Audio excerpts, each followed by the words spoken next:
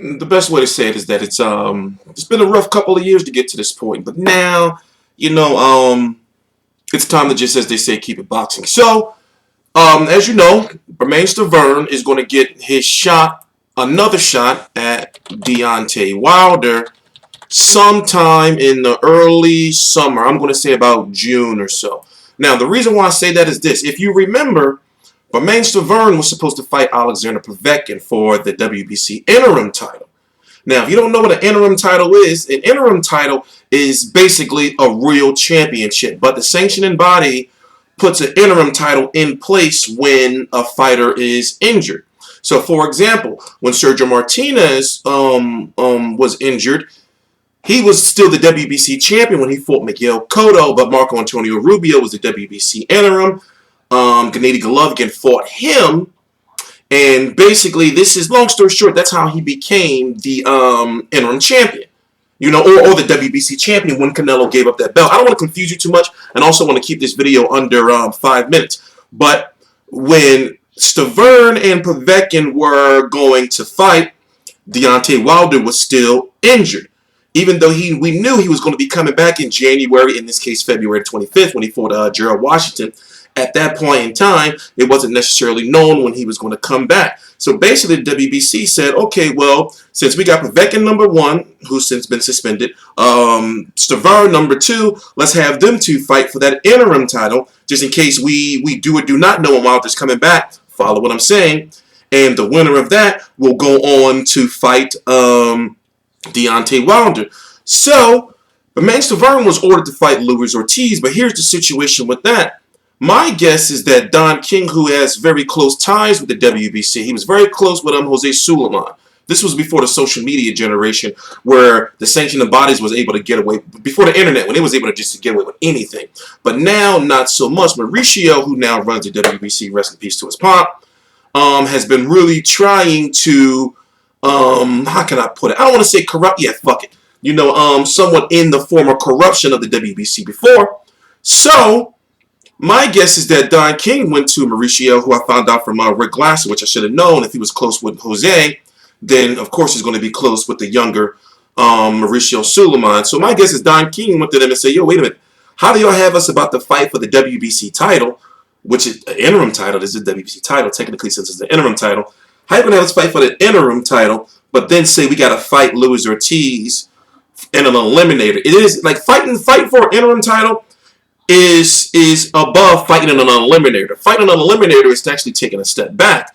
So, this is basically why Bermane Stiverne is the #1 contender for Wilder, because since Povetkin failed that drug test, and since he's been suspended, basically it's kind of like he forfeited the fight. You see what I'm saying? So now Bermane Stiverne is kind of, even though he doesn't have the title, the WBC interim champion, which makes him the #1 contender. So that's how he's getting his shot at Deontay Wilder. I know you may not want to see it, and I know you may be wondering, well, why don't he just wait for the winner of Klitschko versus Joshua? Well, that fight's not happening until the end of April, and also in order for that fight to happen, because remember, unification trumps a mandatory. So the only way Wilder can get out of this fight is if he fights a unification. Now, follow what I'm saying. He can't fight the winner of Joshua versus Klitschko because he doesn't know who's going to win that fight.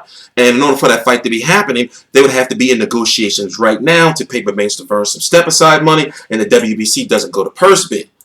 So that's out of the question. You may think, okay, well, why not Joseph Parker? Joseph Parker was at the fight, but Joseph Parker is now signed to fight Hughie Fury on May the 6th. So once again, you may think, well, why can't he just pay Bermane Stiverne step-aside money? But it's like this. You don't know who's going to win these fights. So he can't go into negotiations with these fighters. Now, when it comes to the WBA situation, well, the IBF champion is Anthony Joshua. The WBA Super World champion is on the line when Anthony Joshua fights Vladimir Klitschko in a weird situation. Don't get me started on that. The WBO champion Joseph Parker is fighting Hughie Fury, and then what's Wilder left with? He's got to fight his mandatory. So whether you like it or not, it's going to happen unless something crazy happens. And truth be told, I just hope that they get it out of the way quick. You know, just get it out of the way. have it in May or June. But one thing I've noticed about Don King fights, for some reason, they usually somehow end up going to purse bid. I just want this fight to be over. But looking at it going forward in the future, Deontay Wilder has no easy fights left for him. Because even after he beat Bermane Stiverne, guess what? He can go on and fight in voluntaries again. Remember, he's had 4 voluntaries since he's been champion. Because once he fulfills his mandatory obligation, he can go and fight in voluntaries. Now, what I'm hearing and what I've heard is that he is going to fight Joseph Parker, or the winner of Joseph Parker versus Hughie Fury, to unify if he, of course, beats Bermane Stiverne.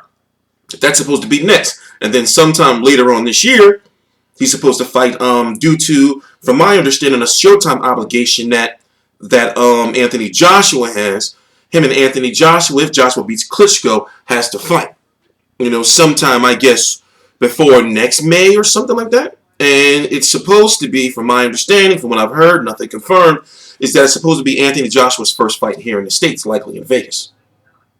So, just wanted to give you that wrap up. We're back doing videos full time. I just said, I just sat down, I've been sick, and I just said, you know what, let me just get this one video out the way to get, the cobwebs, all knocked down. And expect me to be pumping out about 3 to 5 videos a day. And of course, with the occasional live streams, we're now here, Fight View 360 from T Street Controversy. This is T Street Controversy Live. And yes, we are back, and I'm covering every single major fight live. Please subscribe.